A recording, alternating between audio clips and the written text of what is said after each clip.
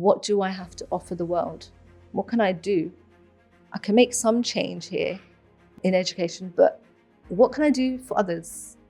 I'm going to give it back to the world now. It's my time to support the world and what they need. I didn't know what it looked like. I didn't understand what I was saying, but it was like this thing that I had in my head because I wanted to change education for the better, for people. And I wanted to offer my skills and my time, shrink and be small and keep ourselves to ourselves and don't share our business and, But for me, success is the sharing part. That's part and parcel of the success. Because people don't allow you on these programs. You don't fit and you're not the right person. You're not palatable enough. Why Zanzibar? Why not Pakistan? When something doesn't work, when something doesn't serve you, or if the system isn't working, I think it's important to be the person that does something about it, rather than the person who just complains that something is being done to them and there's nothing we can do about it. So Saima, I want to talk to you about your school in Zanzibar. Tell me what was going on in your life at that time that made you realize that this is something I need to do. So great question. So working for schools, by that point, it was during COVID time, and I had worked for a good few schools by then. And I had the privilege of moving schools when I didn't like it, didn't think it was going well. The patterns weren't working for me, so I jumped ship. So during COVID time and having worked for a few schools, I think I became disillusional. I understood that this career after 5 years in this country isn't going to be the one. Clearly, I knew that. I'm not going to get to where I probably would have got to had I been at home or in another country. I was overly ambitious. I had a principal say to me, I don't know what to do with your ambition. It's a lot. What you do is too much. So when you hear all of this, you do become disillusional and you do become disheartened. So there was that time where you thought, this isn't the one. I'm here for the children. I'm here to make a change. But for me, long term, I'm not going to be here. And then I started thinking outside the box. And this is what COVID did to a lot of people. Reprioritized your life and reprioritized you. Understanding myself better, authentically, aligning myself with my authenticity. And what that meant was I was introspectively looking at my spiritual Islamic side. What do I have to offer the world? What can I do? I can make some change here, but in education, but what can I do for others? What's my ability now? What skills do I have? And I did kind of like a flow diagram. This is like teacher madness that you do. You did like spidergrams and diagrams and all that. So I did like a flow chart and I looked at all my capabilities and skills and I was like, do you know what? It's not dead. I'm not a dead teacher just because I can't make it here, just because I can't do that and I'm blocked here and I'm challenged here. It's all right. I'm that resilient third culture kid that can pivot. And so my pivot at COVID during that time was to give back to the world. And I said it out loud to my kids and my husband. I'm like, I'm going to give it back to the world now. It's my time to support the world and what they need. I didn't know what it looked like. I didn't understand what I was saying, but it was like this thing that I had in my head. I couldn't get it out. And I kept telling friends and they were like, you're just nuts. Like, what are you on? Like, what now? What are you going to morph into now? So it was that moment. And then I take myself very seriously. See, the perfectionism, the hardworking. If you've said it, you have to do it. It has to happen. I'm not a dreamer. I'm a doer for sure. And so then I researched and I didn't have Zanzibar in mind. I didn't have any Pakistan, nothing in mind. I was like, I'm just going to go to the place that has the worst literacy rates in the world. And that's exactly what I did. I Googled it, I checked it, and Tanzania came up as the worst literacy rates in the world.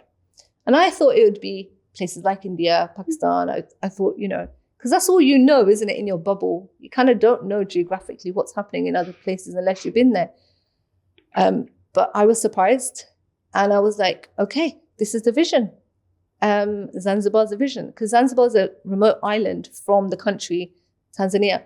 So it's even worse there. So I was like, okay, where do I begin? And then I looked up some NGOs and I looked up some organizations that work there, got in touch with 5 different organizations, cold called 5, Instagram messaged them. Half of them didn't get back, 2, 3 got back. I had conversations with people. But it needed to align with me and it needed to fit with what I wanted to do. Because I wanted to change education for the better, for people. And I wanted to offer my skills and my time. It wasn't about money. It was about time and energy and what I could give. So found this organization and they were more than happy for me to become the education consultant for them. So probably been consulting for a long while, even before I started up this business now. And the rest is history, I guess. And then landed there, been there 3-4 times now, set up a school, built a school, work with 4 schools at the moment. And when I say work with them, we're talking about education programs. I'm talking about reading program that I've just started this year.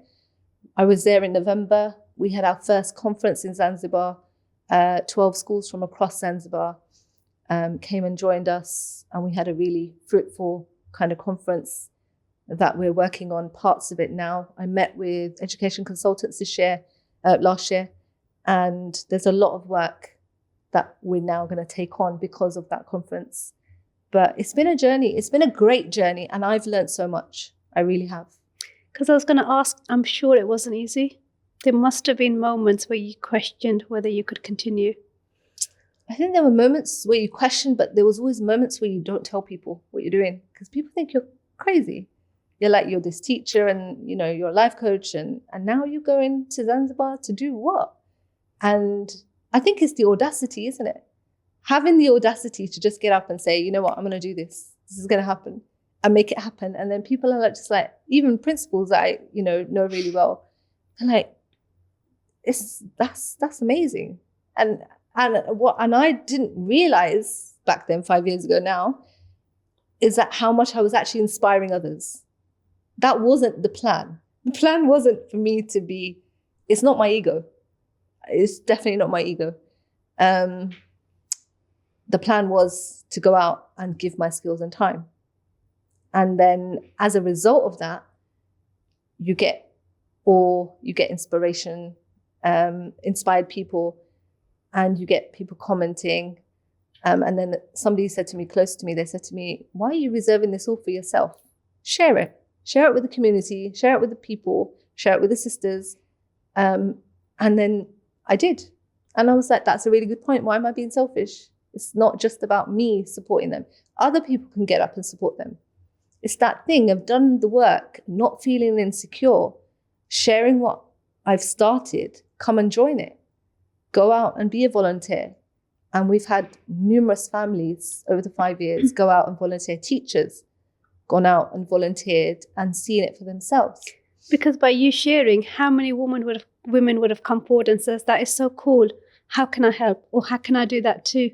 Had you not shared, people wouldn't know. Yeah, because we're taught to just shrink and be small and keep ourselves to ourselves and don't share our business and, But for me, success is the sharing part. That's part and parcel of the success. Is you can take people along with you and you can share intense moments, intense experiences, great, valuable experiences, and you can learn from it. Then we should be able to give that out to the community. It's not just about us. It's not an ego trip. And I'm not the savior of, people in Zanzibar. They're doing fine. They're doing fine without us. They don't need us. And I keep telling people that they are surviving. They've always survived. They're not in need of what we have to offer, but I want to give it. Because I feel like that system itself is a broken system. So looking at patterns and systems again, you can't move from primary to secondary unless you've passed the English exam. And all the examinations are in English. Like our country is Pakistan, everything's in English. But the main language of education is the home language, the native language. In Zanzibar, Swahili, Pakistan, Urdu. But then when they come to sit the exams, Nobody knows what's going on and everybody's failing. So what name do you give to that? When you realize and see these things, it's like, how does that work? And how can I be a part of that to fix that? So it's not me giving them English. It's me telling them, you're not going to get your kids through unless they learn English. And they're grateful for it. And they're grateful that we're there to support them. We can only support. They do the work. They're very, very resilient and hardworking. Yeah, what have they taught you, the people of Zanzibar? Too much to list. Too much to list. I mean, I took my kids there the first time we went, when we built the school and we set it up ourselves. And my kids were younger then. It was 5 years ago now. And the kids invited my kids, and the local kids are beautiful. They're just so loving and caring and generous and supportive. They support one another to no end. I'll give you another example. But they invited my kids to the school and to play football. So we turned up, and the local kids, they bring out a football. The football is made of banana leaf and stuffing cloths inside the banana leaf. And they've sat and they've stitched this ball up. And my kids are like completely bewildered and like shocked and like, we're going to play football with a banana leaf ball? And I'm just showing you an example of the resilience. They don't need us. They can do it by themselves. They're creative. They're strong. They know what their country needs. They know what their people need. But we've put them in a place where you kind of circle back to failing. A system that is built on, you're setting up people to fail, is what I'm trying to say. And that's why the English is so important. That's why the reading programs are so important. But yeah, I mean, they've taught us resilience. They've taught us love. They've taught us how to be curious sincerely for education. The people that I've worked with numerous people over the 5 years now. They are genuinely interested in making a change. And you don't see that everywhere in all countries. So that is really refreshing to see. They want to take whatever you have and they want to run with it. They understand what the need is. They're not disillusioned. They're not, living in, another cloud. They're very real people. So I think there's a lot of learning. And I always say that I needed them at that moment. They didn't need me. And that's the honest truth. I needed to do this to prove something to myself. But I needed to give back to the world at that time. I needed them. They didn't need me. And they don't need me now. When I walk away, they're going to be absolutely fine. And I know that because I've lived and worked with them. So it's lots of blessings. So there's rich people in that country and there's poor people and there's middle class. So in every country, you get similar backgrounds. So when you're in that system, in that situation, you make it work for you. And that's one of the biggest lessons I learned. Similar to what I was saying earlier in us being resilient as third culture children. The level of resilience is very high there. And the level of expectation is also very high. And I went thinking, they're not going to be organized. They're not going to be like this. And they're not going to be like our Western model, I was wrong. They surprised me, pleasantly surprised with their ethics, with their work culture. So definitely lots and lots of learning. But one of the biggest things that I was sharing with my kids and what we realized the first time we went was that the community raises children. They have a community, whether they're poor, whether they're rich or middle class, there's a community there and they support one another. You're not out alone. Obviously that comes with disadvantages as well and problems and gossip and all that. But there's a lot to say for communities that support one another and raise children together. Kids are playing outside. Parents are feeding, even poor parents are feeding other people's children. And the example I was going to give was one of the schools that I work with. She has taken 15 orphans from a nearby orphanage because her fee-paying numbers were low. Just in the interim, while she has, less children. I mean, how many schools do we know that would actually do that? And I was like, wow, let me know what you need. Do you need books? Do you need pencils? What do you need? Well, they're not looking at it like a business model. No, but it is a business model for them. But within that, they're supporting their community. And they don't have much money to do that. They don't have resources or expertise, but they're doing it.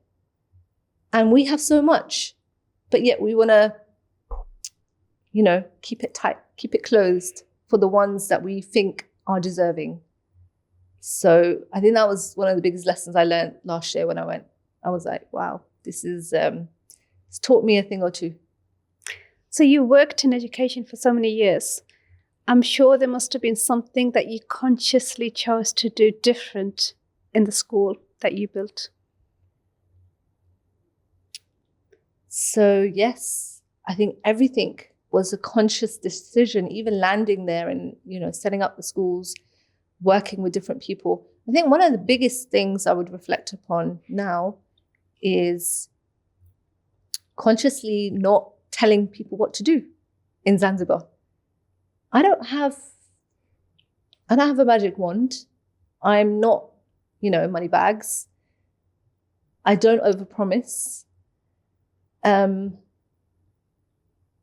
But seeing people's situations, seeing schools in dire situations there and good schools, you kind of you have to stand back and offer what you have and then see if they want it. It's not a situation where you're pushing your English upon them. And they're very conscious of, colonial mentalities coming back in. I would say they're very conscious of that. And I have had some good discussions with the people we work with on the ground there. So calling one of the schools, for instance, English speaking school, was a bad idea. And so for me, that's the learning, although I want to give and give and give, I have to culturally appropriate myself to understand what they need. So what did you call it? So we call it the village name, Bombwini School. So all the schools that we've named now, we've named them with the leaders in mind, with the teachers in mind, with the community in mind. So it's us not pushing ourselves upon people and saying we have the magic, in English, we're going to give you everything, you're going to be amazing. It's not that. It's asking them, checking in with them, letting them make the leading decisions. We're not the leaders of their schools. Mm-hmm. So it's I think that was one of the biggest conscious decisions I made, is step back and let them run it, but let them come back to you. And they come back to you checking, how do I do this? And how do I do that? And how do I employ someone? And, they come back when they need you, but allowing them to run their businesses, run their schools, and they're great at it. Because who understands their community, their children, their school better than them? Absolutely. And this is what's been done to us, isn't it, over the years, like being third culture children and coming here with our kids. Education is done to you. It's a thing for us where we just get it. And, you just have to suck it up and just move on with it. Challenges, barriers, biases, prejudices, whatever it is, you just deal with it. So in that way, being very conscious to not put it upon them and allow them to train and learn it in their own space, in their own time. And we had pushback from schools. We had challenges with schools. They didn't want to take on the Western kind of English. They wanted to remain as a native speaking school. And we have to stand back and respect that. But we know that those kids are not going to get through the system because the system's designed to fail. You have to do the English. You're not going to get through. So definitely conscious leadership, I would call it, in a leading position as a consultant, but not making all the shots, allowing them, bringing them in and allowing them to do and call the shots. I was wondering how much of this has been healing for you, to be given the opportunity to lead in a way that you expected the leaders at your school to be, or how you would have imagined yourself to be a leader as well. had you gone through the traditional path and made it towards leadership? So I think it's brought a lot of peace for me, for sure. It's brought me, I kind of did a full circle doing this over 5 years. And that's why I'm in the space now consulting for multilingualism. I think that the full circle and the work that I did during that 5 years, working with these people, even now, working with these wonderful people, has given me so much to learn from and to find myself deeper. So while I was spending all these years in teaching, doing the work, being there for the children, trying to change things systematically, I think the penny drop was Zanzibar. I think it was helped me to understand leadership better, helped me to understand cultures, backgrounds, languages so much better than I ever could have done anywhere else. So just that full circle for sure. I have to ask though, Saima, why Zanzibar and why not Pakistan? This is a really good question. It's something my dad would ask. So yeah, lots of people ask this. Being a Pakistani, British Pakistani, you get this a lot. So, and I was saying this to you a while back, I don't start a speech with, I worked in Pakistan first and now I'm working in Zanzibar. It doesn't go like that. You just, because, you know, each country has its challenges, each country has its, you know, backgrounds, cultures. So you have to be quite sensitive about everything. So the way I explain it to people, and I worked in Pakistan. I worked in 2006 when the floods came. I was back in London with a good group of friends and we set up an orphanage in Muzaffarabad. But we couldn't maintain it. So we had a lot of challenges along the way. And so I then worked with SOS Village and handed it over to them in the fear that we would lose everything that we've worked for. So there were a lot of challenges we had back in 2006, during that time, 2006. Took us 8 years, actually. Took us a long time to get to where we needed to get to build the orphanage, do it, all of that work. So I have worked in Pakistan. Would I work there again? As a woman, no. I say that directly, briefly, but directly. I find a lot more respect, safety, security in Zanzibar with the men and the women. I think it's a different culture, different background. I love Pakistan. I go there regularly for shopping and hanging out at the hotels. It's a lovely vibe, lovely landscape. But if I had a male to support me, then yeah, then I would go back and work in education in Pakistan. It's still a man's world. Very much so. And I think us emancipated Western Muslim women, because we can't get away from our labels, can we? We're still Western, we're still Muslim. There's so many parts to us. I think we struggle in that environment. And I didn't find that in Zanzibar, Tanzania. I found women everywhere. I found women selling fish on the corner, from women in office spaces, from women in retail shops. And I love that because I'm a doer. I get out there and I do stuff. So yeah, just different cultures, different, you know, evolution evolves. People evolve differently in different countries. So, but yeah, I get that question a lot. But remember, I researched. So I wanted to be in the space where there was the lowest literacy rate. And I went for Zanzibar for that reason, nothing else. So Saima, I want to end by asking you about your role as a life coach as well. As well as all the many things that you do, you also coach as well. What drew you to that role? So being in education for so long, you know, over the years, working with different people, different women, different backgrounds, people just always came to me for advice. How do I get there? How do I do this? What do you think of this? And I was constantly given advice. And I had a semi-leadership role as well. And people look to you. So when people think you're confident and you're secure, they look to you to try and get things out of you. And I'm very conscious about that, but very giving at the same time. I'm all right with that. So it was just a natural thing I did a few years, but I couldn't get onto the NPQSL. I couldn't get on there.